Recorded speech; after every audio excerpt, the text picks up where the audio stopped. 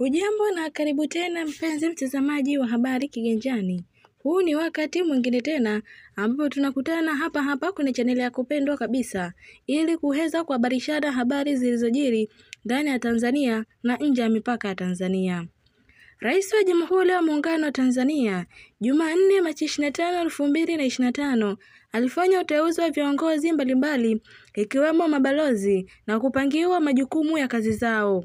Jamhuri ya Muungano wa Tanzania, Kurugenzi ya Mawasiliano ya Rais, Ikulu, Pemba, Machi 25, 2025. Taarifa kwa vyombo vya habari. Rais wa Jamhuri ya Muungano wa Tanzania, Mheshimiwa Dr. Samia Suluhu Hassan, alifanya uteuzi wa viongozi mbalimbali na kuwapangia vituo mabalozi kwa mujibu wa taarifa iliyotolewa na Katibu Mkuu Kiongozi Balozi Dr. Moses Kusiluka.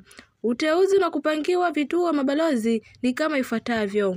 Bi Retu Stephen Kasanda ameteuliwa kuwa mkuu wa wilaya ya Masasi. Bi Kasandra anachukua nafasi ya Bwana Lauter John Kanoni ambaye uteuzi wake umetenguliwa. Profesa Jafali Ramadhani Kidehesho ameteuliwa kuwa mwenyekiti wa bodi ya wadhamini na mfuko wa uhifadhi wa wanyamapori Tanzania. CPA Ashrafu Yusufu Abdul Kalim ameteuliwa kuwa meneja mkuu wa shirika la masoko Kariakoo. Balozi Ahmad Hamisi Ahmad amepangiwa kuwa balozi wa Tanzania nchini Msumbiji.